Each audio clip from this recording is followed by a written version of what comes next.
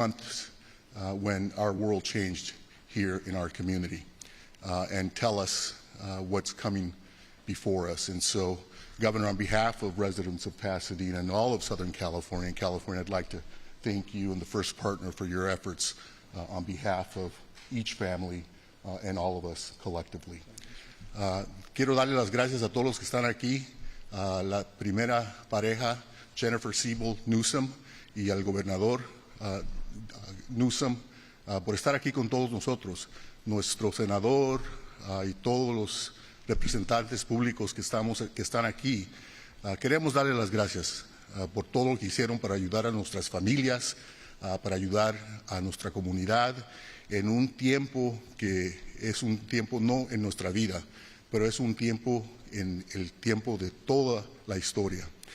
Y gracias a todos ustedes, individuos y colectivamente, hemos sobrevivido y vamos a seguir sobreviviendo. Aquí está el gobernador con nosotros para explicar qué es el siguiente paso.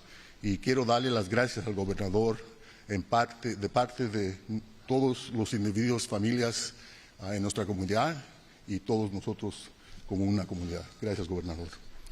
Con eso les introduzco al Bishop Dorsey. Good afternoon, everyone. My name is Bishop Dorsey. I'm senior pastor of Lifeline Fellowship Christian Center.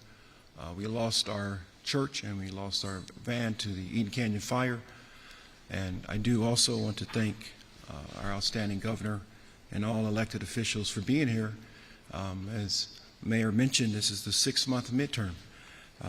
So I want to pray a blessing over our meeting and our press conference here today. Just bow your heads, if you would, please. Lord, we just thank you for allowing us to just be here first safely. You've ordained this day. And you brought us here, Lord, and we just speak a blessing over this meeting, this press conference. We speak a blessing as we go forth, Lord. You've declared through your word that the steps of a good man are ordered by you, and the heart of leadership is in your hand. So we just thank you for each of us being able to just make it here right now. Lord, bless us as we go forth. Your proverb tells us to acknowledge you in all our ways, and you will direct our path. So we pray for love, empathy, compassion, and leadership. In Jesus' name we pray. Amen. With that, I do want to also thank our wonderful governor. Again, we met him in January this year, directly after the fire. He's come out consistently to meet with us, people of faith, and we're appreciative. We just got our debris removed, and now we are pressing forward to continue to rebuild in the great city of Altadena. So at this time, let's give the Lord a hand praise for Governor Newsom. Thank you, Mayor. Thank you. Thank you, Mayor.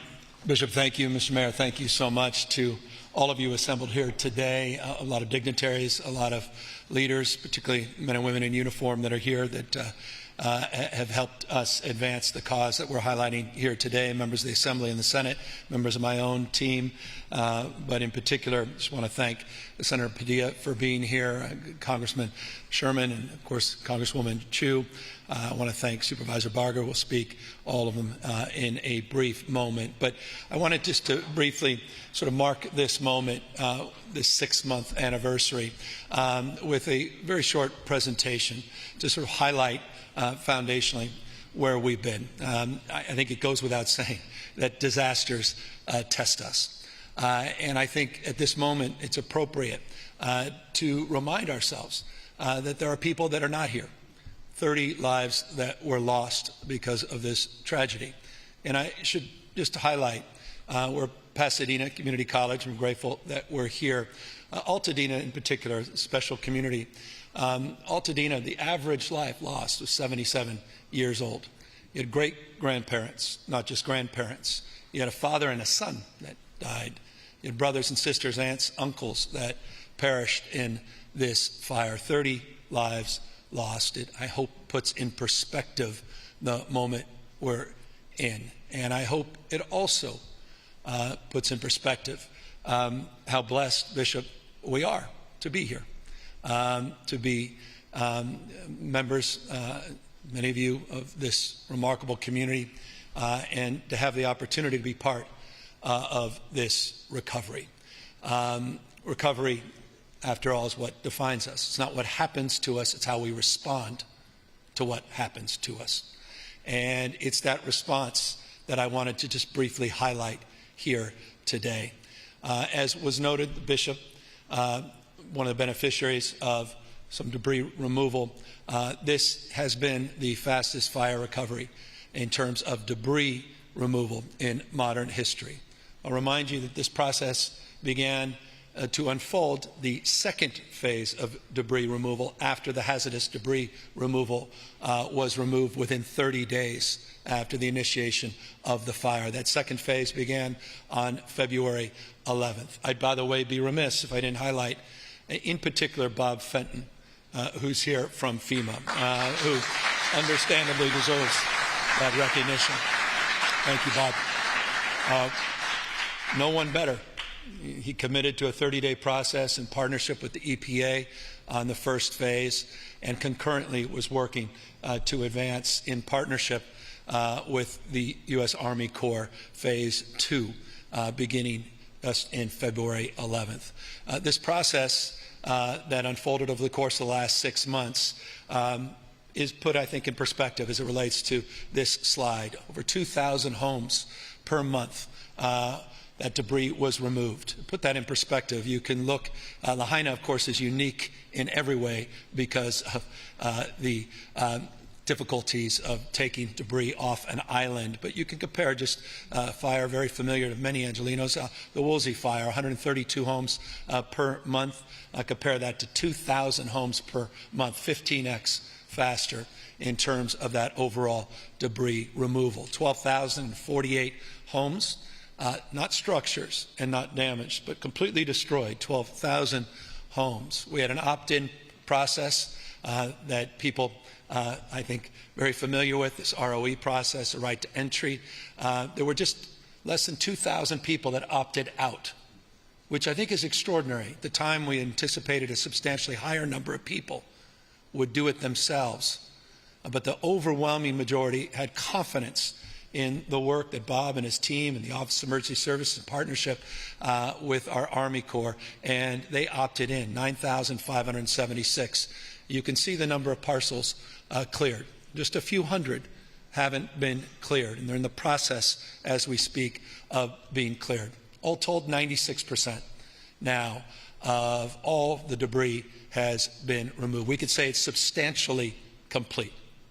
A few hundred parcels that are in the process, in some cases, of just getting the final notification, a few hundred that are in the process of actually having to go through a little bit of extra work.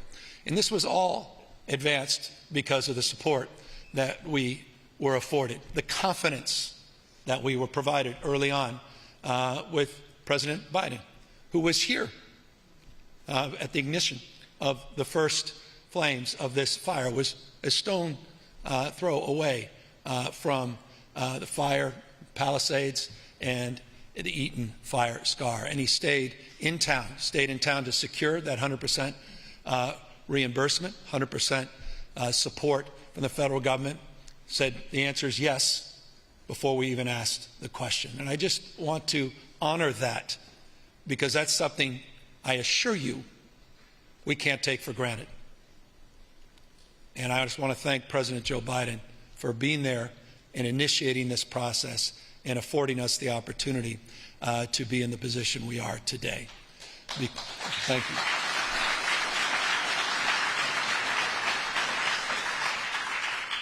The baton was passed to the Trump administration, and they have honored that commitment. As a consequence of that, we went through phase 1 and phase 2 with over $2 billion of federal resources invested. We secured an additional $3+ billion. For many of you in this room, those that couldn't be in this room today, $3 billion of SBA loans. Those are the businesses and nonprofits. over $370 million in direct assistance that also has been provided. $3+ billion specifically has been committed in that process. $2.5 billion was committed. Members of the legislature that are here, to the Speaker and the Pro Tem, I want to thank you for your leadership and stewardship. I want to thank the members of the LA delegation in particular, many that are here today, members of the Assembly and the State Senate. I want to thank all of the work that was done on congressional delegation to support the efforts at the state level, and particularly $2.5 billion was secured as part of our special session to support relief here in the burn scars and communities impacted. We advanced 23 executive orders, specifically around accelerating permitting, to work more collaboratively with state and local partners to advance, with partnerships by the federal government to advance the debris removal, to suspend many onerous regulations and address some of the tenant protections. I just had a small community meeting just a moment ago, only reinforcing the anxiety that renters are feeling that are still haven't been able to find permanent housing, or at least permanent extended housing, are still living month to month, in some cases week to week. And the importance of having secure tenant protections for those individuals is not lost on me, particularly after that update meeting a moment ago. We extended property tax deadlines. We did some mortgage forbearance. We did some other things that I'll highlight in a moment. We continue to do more in partnership with the cities and counties, but also in partnership with the private sector and JPL and NASA and the folks that we partnered to address some of the contamination issues and air and soil monitoring. The work that UCLA has done and Loyola Marymount has done. Purdue University, also part of a consortium of folks supported by LA County Health, addressing water, air, and soil monitoring. We got all 9 water systems reactivated. Head of our EPA is here. I thank her and her team for an outstanding job. We're very mindful, and we continue to be vigilant, not naive, about coastal issues and the beaches and the ongoing monitoring around contamination, making sure it's safe, not just for people, but for marine life and the like, continues. We advanced a lot of innovative strategies and created the first of its kind digital disaster recovery center. We'd never advanced a digital recovery center in our state's history that came from an innovative mindset as it relates to our engagement. Not a substitute for in-person, but a complement. We created the first direct democracy engagement tool, Engage California, to hear from the community, a community-led effort, bottom up, not top down. It's not the state, the federal government talking about what comes next, informed at the local level by local community. We put a new website up, ca.gov/LA Fires, which is all around accountability, transparency, and data, trying to connect to all of the resources that are being made available by the cities and county, the federal government, and local nonprofits. But I wanted just to briefly, and I'll close and turn this over to the supervisor, I want to compliment the county. I want to compliment Supervisor Barger. I want to compliment the work that they just put forward earlier today around a new blueprint moving forward to rebuilding. As the U.S. Army Corps demobilizes, we are now entering the next phase. And again, an historic pace. And we have to maintain that same mindset, that same intentionality, the same deliberative focus. And we have to be, I think, mindful with humility and grace of the magnitude of what is being asked of us going forward. But one thing that is critical is that we go forward together. And I want to thank the supervisor for her partnership in particular and allowing the state to work collaboratively on the LA blueprint to maintain a cohesive framework where the state's plan and the county plan have come together. And that plan prioritizes many of the things that many of you have asked and tasked us to do. And that's around the issue of financial issues associated with those that are underinsured, are uninsured, the financial stress and anxiety, those gaps that need to be addressed to get people back home, to talk about affordability and designs and pre-approval of designs, to talk about bulk purchasing of materials, to hire builders and to leverage their strength to look at logistics as it relates to where we are able to literally store many of those materials. Obviously doing more on permitting, and we're mindful more work has to be done on permitting. And I'll briefly highlight that in a moment as I turn it over to the supervisors. But issues around permitting are foundational, as well as addressing public infrastructure. If you're going to come back home, you want to come back home knowing that a lot of the infrastructure has been secured, that you are able to turn on the gas, you're able to turn on the water, you got the sewage system that you can connect to, you've got the internet that you can connect to as well. How we provide for a workforce. We're here at Pasadena Community College. I want to thank the president of the Pasadena Community College. We learned a lot from Santa Rosa Community College from the Tubbs fire and their workforce development program. Pasadena Community College is replicating that and taking it to the next level. Again, lessons learned, opportunities to do more, train more, and advance a more comprehensive focus to make sure we have enough workers to advance this cause. The reference to California Jobs First references the resources that Jobs First is putting into those partnerships and those programs. But community is about just that. And we were talking a moment ago to community leaders. It's about getting the grocery stores up so you got something to come back to. It's getting those cafe and coffee stores back up. It's about getting those child care facilities and making sure the healthcare facilities are secure. We're focused on parks. We're focused on playgrounds, sense of community, neighborhoods. And I think perhaps that's the most vexing and challenging thing. I've talked to people that are rebuilding that did get their permits. Some still struggling to get their permits, but are committed, but they're also anxious because they feel like they may build back, but no one around them has. And that sense of community is lost. And, you know, one thing I neglected when I talked about those lives lost was, you know, memories, photos, you know, architectural masterpieces, you know, historically black-owned businesses, you know, churches, temples, that, you know, sense of community, a loss. People's own personal belongings, all those Olympic medals that were lost, you've read about. And so the sense of community is so foundational. And so part of the LA County plan, part of the state plan, foundational part, the pillars around exercising priorities for reconstruction beyond just prioritizing individual homes. But in order to do so, and I'll close, we need to do more.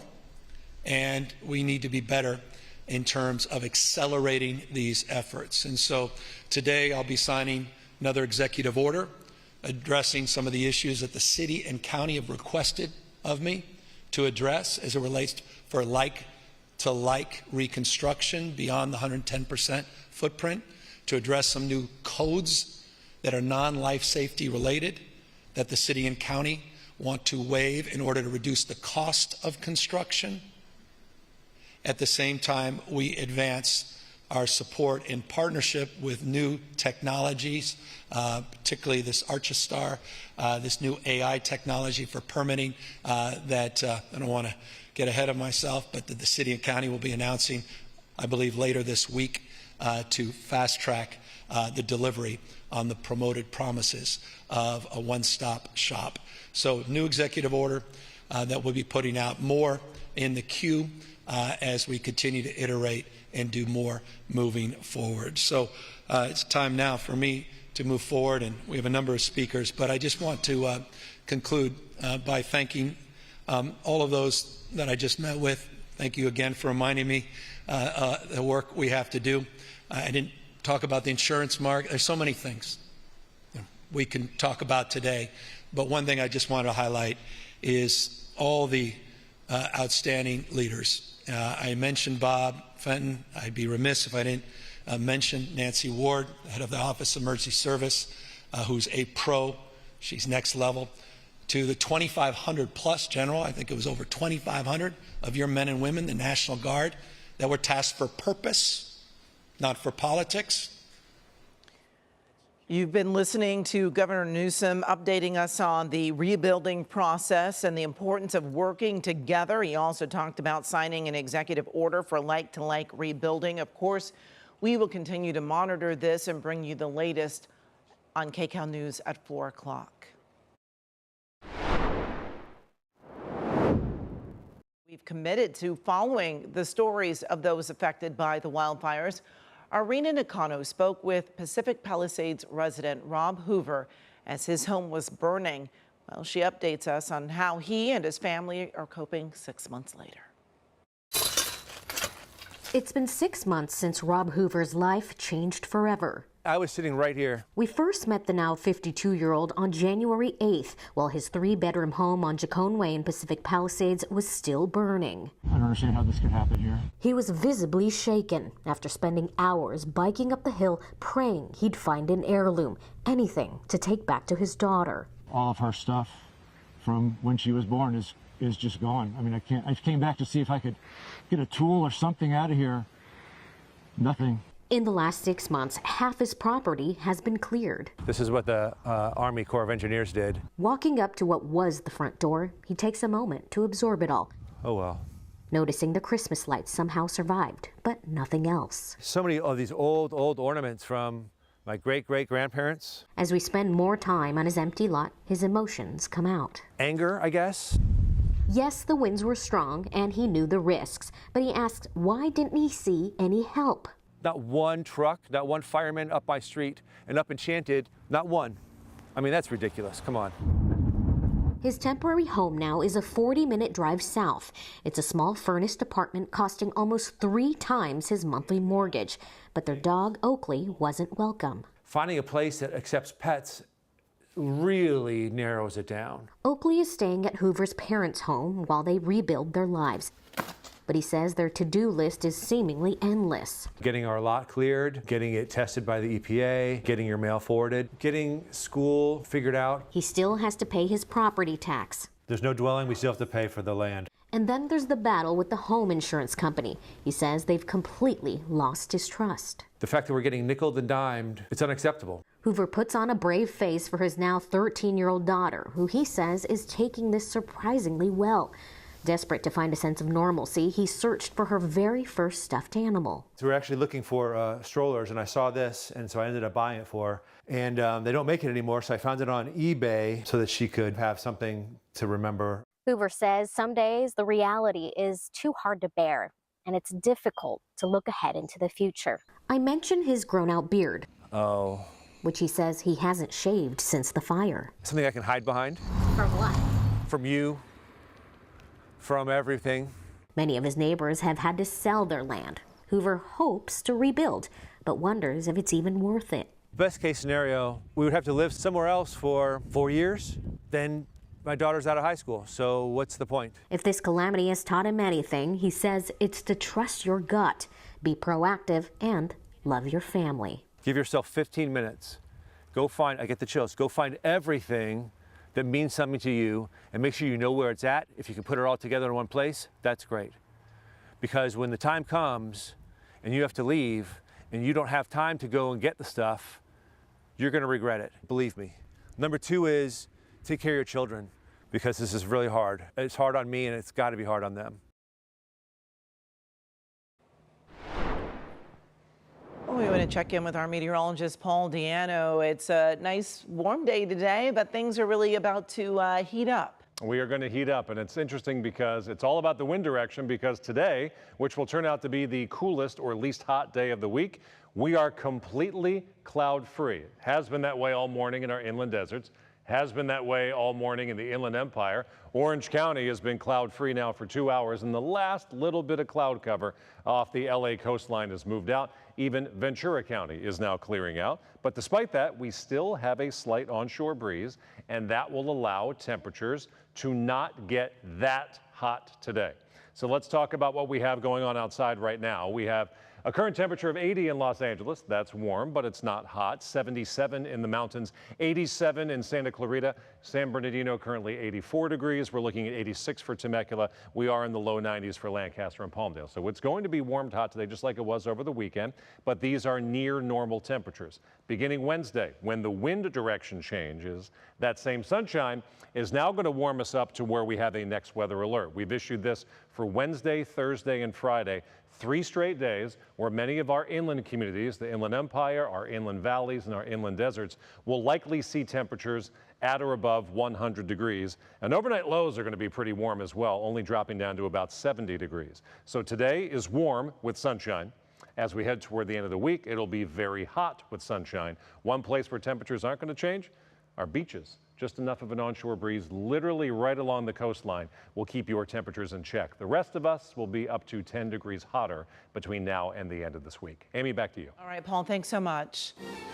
Well, fallout continues from the deadly fireworks warehouse explosion in Northern California. What we've learned about the owner, plus this. Make sure that, future generations of my family are able to benefit from this property. And a family's drive to keep their legacy alive after losing so much in the fire.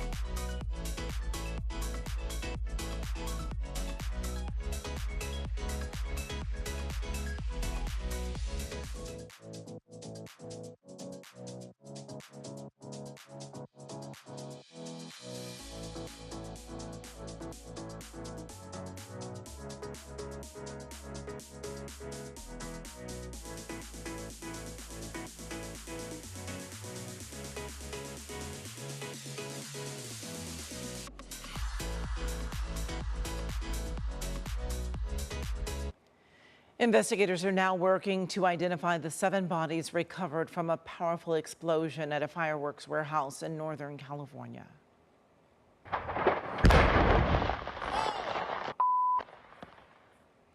Remains of all 7 missing workers were recovered on Saturday. Autopsies and DNA testing are now set to start this week. Meanwhile, just yesterday, the state fire marshal and other federal agencies continued searching the facility and plan to blow up undetonated fireworks and other hazardous materials. Heartbroken and frustrated families stood outside the warehouse demanding answers. I lost 2 of my kids, my son.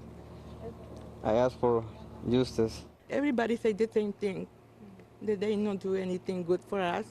No help, the big help.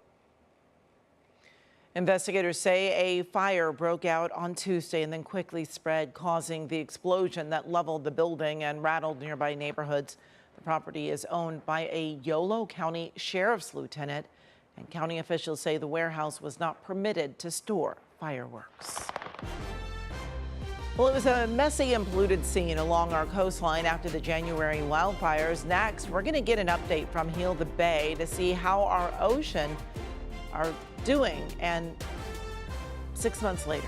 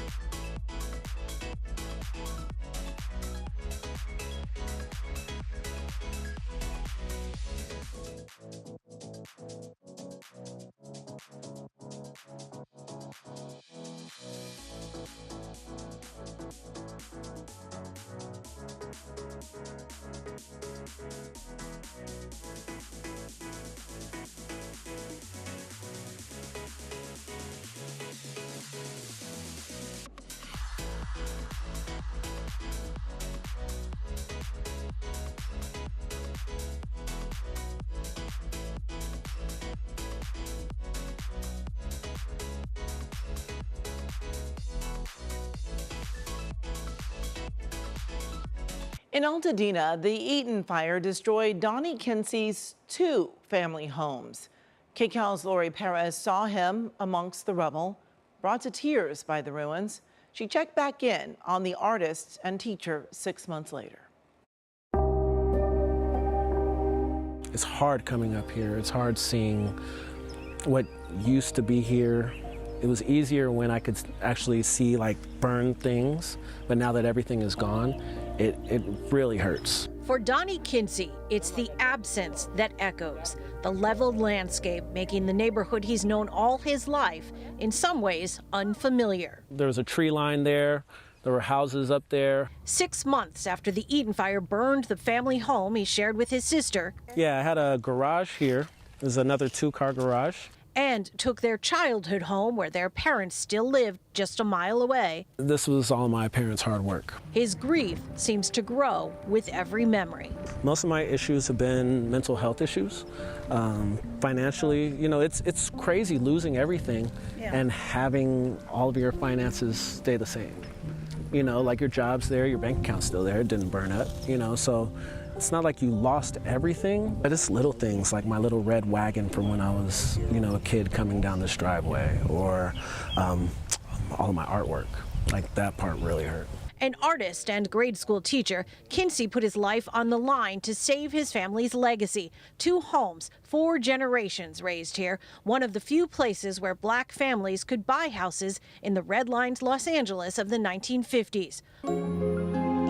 For hours, he was a one-man fire company fighting to save history from an inferno. I mean, how often do you replay that night when you were trying to save it? Every night. Every night I think about it, and it just doesn't go away. I feel really guilty, because I feel like I didn't save anything. I just know that if anything like that ever happened to me, or if I had to give some advice to anyone, I'd tell them just do it. Just get in the house and get everything out at any threat of fire, just because, an hour or 2 of hard work, in either direction is something that will save you that feeling of guilt and defeat. But with each day, remorse is matched by resolve to move past the pain that, like the flames did, threatens to consume him. His family is among the fortunate ones who can and will rebuild, while others lack the insurance, the capital, or even the will to stay through a long, expensive recovery. It's sad to think that this place will change, but it will. It's never going to look the same. Our neighbors are all going to be different, and there's no blame there. There's no, hard feelings for people leaving. Since this was a family home, a generational home, I feel a duty to take care of this property, my sister as well, and make sure that, future generations of my family are able to benefit from this property. What do you feel when you're standing here? I feel comfortable. I feel like I'm at home. It still feels like home. In Altadena, Lori Perez, KCAL News. Well, immediately after the Palisades fire, there was a big concern about the impact of debris runoff into the ocean. The organization Heal the Bay tested water in and out of the burn zones along Santa Monica Bay and found elevated levels of bacteria and pollutants. The group's president and CEO joined us on KCAL Mornings. The concentrations that are making it out into the bay of these heavy metals and these other post-fire pollutants are lower in concentration than we expected to see. And in many cases, we're not even detecting them in the ocean. And that is great news. We're also seeing lower concentrations in the sand. Well, Quinn also noted that in addition to continued testing, she'd like to see a disaster recovery playbook created to be better prepared for the unexpected. Well, actor Steve Guttenberg lives in Pacific Palisades, but his house was spared. Now, he was very active in helping neighbors get to safety during the fire, and he's been spreading positive energy on social media, helping his neighbors get through this difficult time. He talked to us this morning. This is the time that tests us, right? In biblical terms, this is the time that we have to rise up, come together, and be strong and know that everything is going to be okay. Well, during the Palisades fire, Guttenberg was clearing vehicles out of the way so emergency crews could get through. He and his neighbors stayed in the Palisades for several days after the fires, just trying to help put out spot fires. Coming up next, Paula Diano is back with a check on your next weather forecast. Stay with us.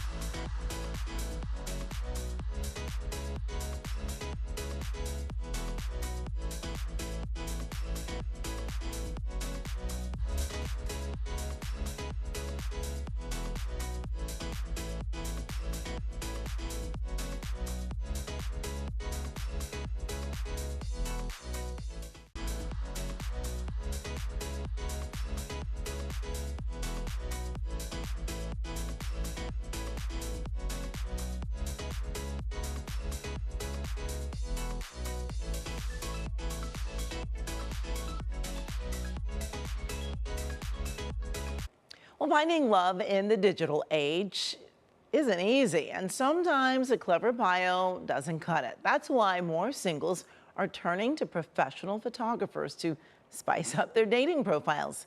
CBS Minnesota reporter Derek James looks at the pluses and the minuses of this growing trend.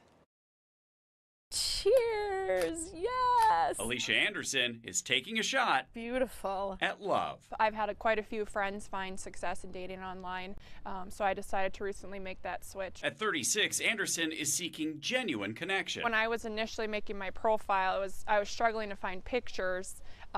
To put it on myself, I felt like I had to crop all my friends out, and nothing truly captured myself, my personality. Get that beautiful pose. Not long after, she noticed Shannon O'Malley's online dating photography on Instagram. It has become the biggest bulk of my business. A professional photographer for over 15 years, O'Malley's focus for the last 2.5 years has been helping singles, ranging in age from 25 to 70, create standout images for their dating profile. These are people who are serious about getting out there and wanting to find love. Is there stigma around hiring a pro to shoot dating profiles? Absolutely, there is. So yeah, some people may not tell their friends or family that they're doing this, but then a lot of what I hear back is that once they get their photos back, they're proud to show them because they feel good. A feeling O'Malley says she needed when she stepped into the world of online dating in her 40s. Good. It led her to her husband of 4 years, and it helped her see her true self again.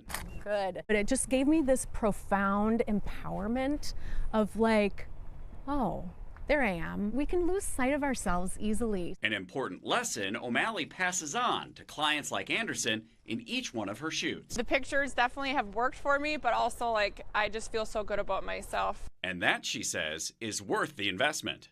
Derek James, CBS News, Minneapolis. All right, let's check back in with our meteorologist, Paul Diano, for a final check of your next weather forecast. Looking good outside. If we don't like the heat, today's the day to get outside because temperatures climb a little bit tomorrow, more so on Wednesday, a little bit more on Thursday, into the hot stuff inland. It's been warm inland. Now you're going to go from warm to hot throughout the week. LAX, just beautiful. 70 degrees, full sunshine there. Even traffic's good at the Horseshoe. Malibu, sunshine only 65 at the beach. That's because we have a southerly flow just dragging in that ocean air right over and spilling over into the Malibu Hills. Now, plenty of spots are in the 80s. LA, 82. That's our forecasted high for the day. Moreno Valley now up to 88. It's 88 degrees in Santa Clarita, 78 for Simi Valley, 90 for Temecula, 97 right now for Victorville. We have issued a next weather alert for Wednesday, Thursday, and Friday, not because any one day will be exceptionally hot, but 3 in a row with warm nights, lows around 70. And that's going to put some stress on the body for a couple days. So 101 on Wednesday and 3 straight days above 100 degrees. For our valleys kind of close to that, you may have a higher peak, but a shorter duration. 103 on Wednesday and Thursday, still close to 100 degrees on Friday, and kind of hot tomorrow too. And for the metro area, not a next weather alert. Your proximity to the water will keep you cooler. Not chilly, but cooler. 88 tomorrow, 89 on Wednesday, 90 on Thursday. Amy, back to you. All right, Paul, thanks so much.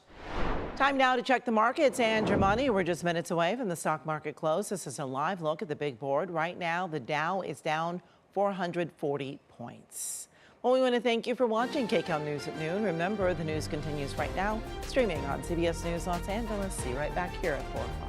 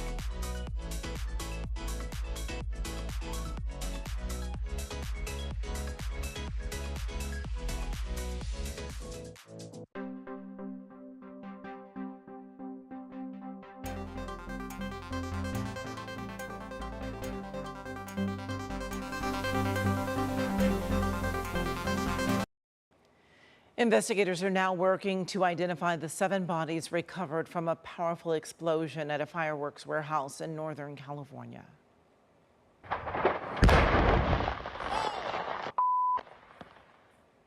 Remains of all 7 missing workers were recovered on Saturday. Autopsies and DNA testing are now set to start this week. Meanwhile, just yesterday, the state fire marshal and other federal agencies continued searching the facility and plan to blow up undetonated fireworks and other hazardous materials. Heartbroken and frustrated families stood outside the warehouse demanding answers. I lost 2 of my kids, my son. I asked for justice. Everybody say the same thing, that they not do anything good for us. No help, the big help. Investigators say a fire broke out on Tuesday and then quickly spread, causing the explosion that leveled the building and rattled nearby neighborhoods. The property is owned by a Yolo County Sheriff's Lieutenant, and county officials say the warehouse was not permitted to store fireworks.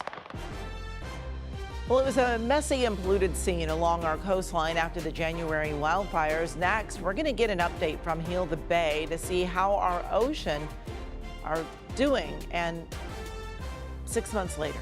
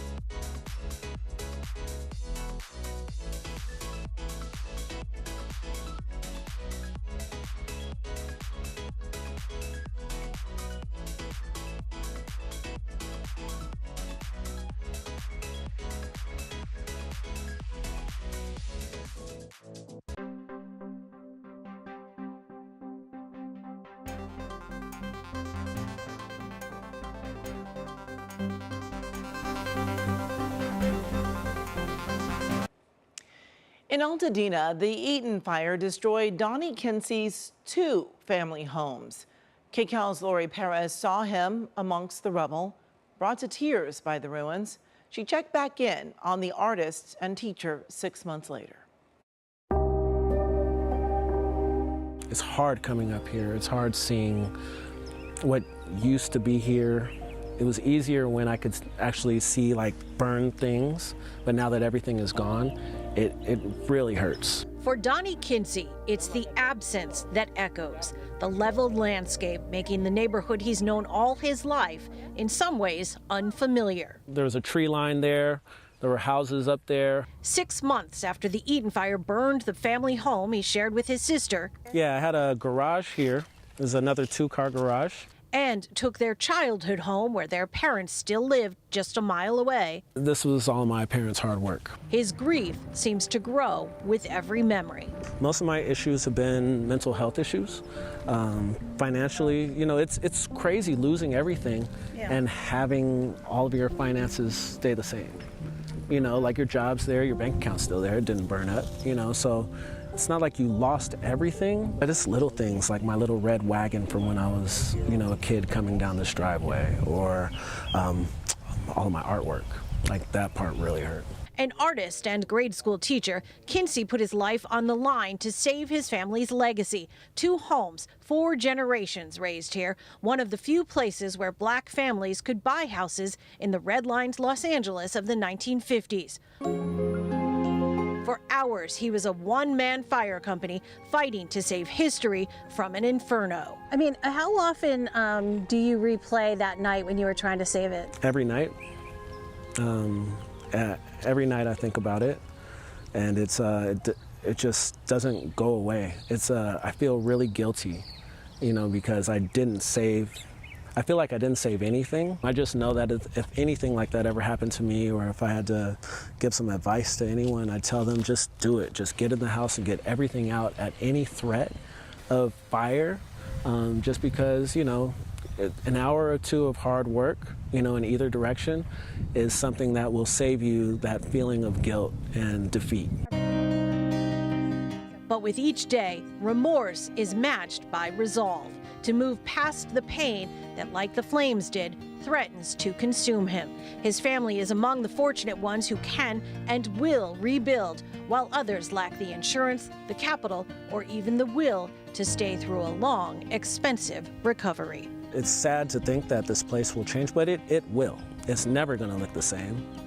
Our neighbors are all going to be different, and there's no blame there. There's no, you know, hard feelings for people leaving. Since this was a family home, a generational home, I feel a duty to take care of this property, my sister as well, and make sure that, you know, future generations of my family are able to benefit from this property. What do you feel when you're standing here?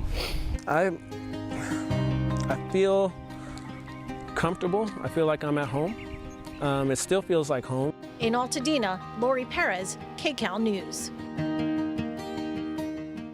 Well, immediately after the Palisades fire, there was a big concern about the impact of debris runoff into the ocean. The organization Heal the Bay tested water in and out of the burn zones along Santa Monica Bay and found elevated levels of bacteria and pollutants. The group's president and CEO joined us on KCAL Mornings. The concentrations that are making it out into the bay of these heavy metals and these other post-fire pollutants